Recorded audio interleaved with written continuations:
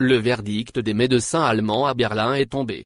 Le président Abdelmadjid Tebboune s'en sort après une lourde opération chirurgicale qui lui a permis d'être un rescapé miraculé de la Covid-19.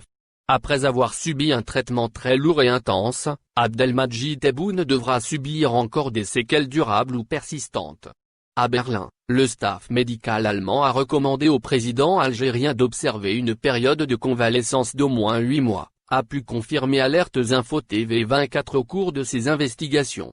Pendant cette longue période de convalescence, les médecins allemands sont unanimes, le président algérien doit respecter strictement un arrêt de travail et s'éloigner de toutes ses activités professionnelles ou protocolaires car il demeure toujours un patient fragile et très affaibli. Sa fonction respiratoire est toujours diminuée et Abdelmadjid Tebboune risque, malheureusement, de conserver de façon plus ou moins définitive, des séquelles handicapantes.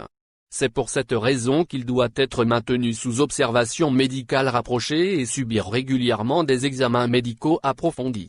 Pour l'heure, aucune décision n'a été prise concernant l'organisation de sa période de convalescence, mais selon nos sources, il ne devra pas rester encore longtemps en Allemagne et il sera prochainement rapatrié vers Alger où il sera confié à une équipe médicale algérienne qui doit prendre le relais et lui assurer un traitement adéquat qui peut le soulager des multiples traumatismes post-Covid.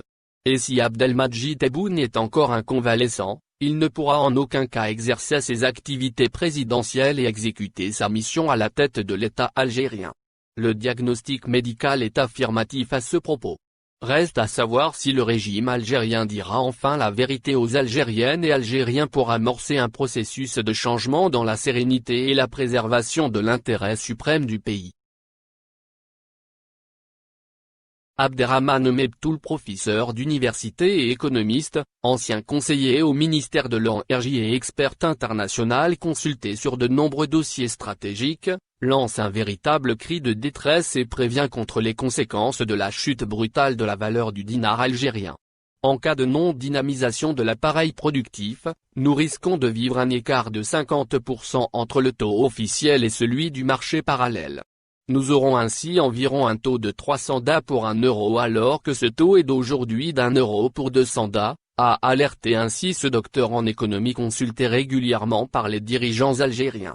Les prévisions peuvent être beaucoup plus sombres car en cas de non-maîtrise de l'inflation avec un taux seulement de 10-15%, l'écart entre le taux de change officiel et le taux de change parallèle sera encore plus important, a encore prévenu Abderrahmane Mebtoul d'après lequel il est possible d'assister à un taux de change parallèle de 1 euro égale 350, voire 400 DA.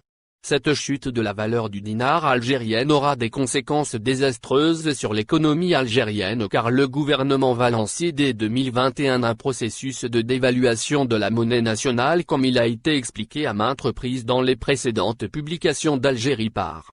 La dévaluation permet en principe de dynamiser les exportations. Or entre 98% de nos exportations proviennent toujours des hydrocarbures en incluant les produits dérivés, déplore Abderrahmane Mebtoul. Notre expert critique les dernières décisions du ministère des Finances et ses incohérences comme par exemple l'encouragement des finances islamiques pour récupérer une partie de l'argent qui circule dans l'informel. Une profonde illusion, dénonce Abderrahmane Mebtoul d'après lequel la priorité absolue devrait être la stabilisation de la valeur du dinar algérien pour s'attaquer ensuite à la faiblesse de la production et la productivité, l'injection de monnaie sans contrepartie productive engendrant l'augmentation du niveau de l'inflation, a-t-il suggéré en dernier lieu.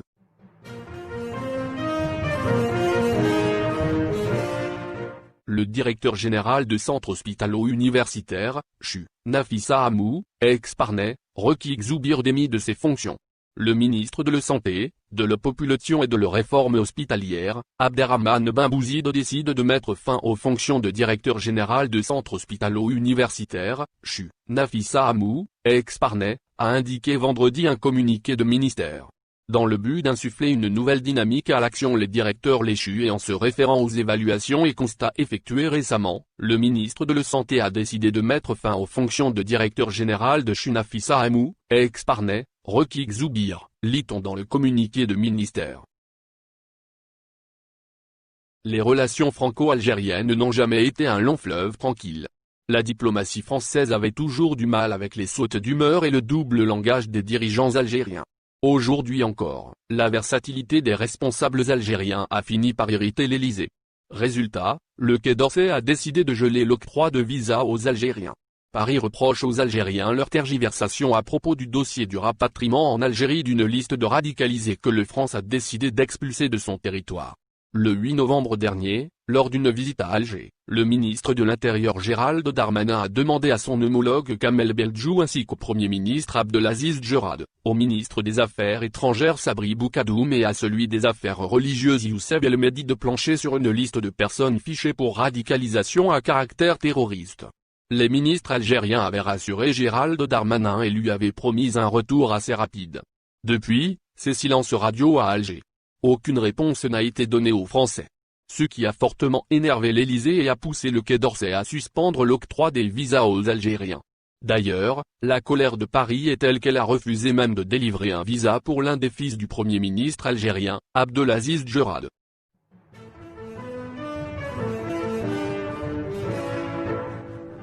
L'Algérie, pays traditionnellement ami et allié de la Chine, est en train de perdre les plus importants investissements chinois sur le continent africain.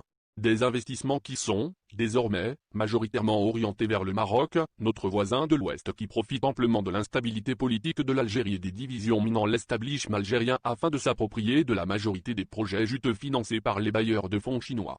Il faut réellement admettre que la progression de l'influence chinoise au Maroc mérite attention. Après la signature lors du voyage officiel du Mohamed VI en Chine en mai 2016, d'un partenariat stratégique, Rabat a adhéré en 2017 aux nouvelles routes de la soie et exempté de visa les touristes chinois. Plusieurs partenariats et projets ont été lancés dans le secteur des énergies renouvelables comme la construction d'un parc industriel près de Tanger, tandis sur la liaison ferrée Marrakech-Agadir, l'offre chinoise bien moins chère concurrence frontalement le projet français de TGV. Ces projets chinois lancés au Maroc coïncidant étrangement avec le recul des investissements chinois en Algérie et le repli de l'Algérie sur elle-même notamment depuis début 2019 en raison de ses problèmes politiques internes et l'incohérence de son régime.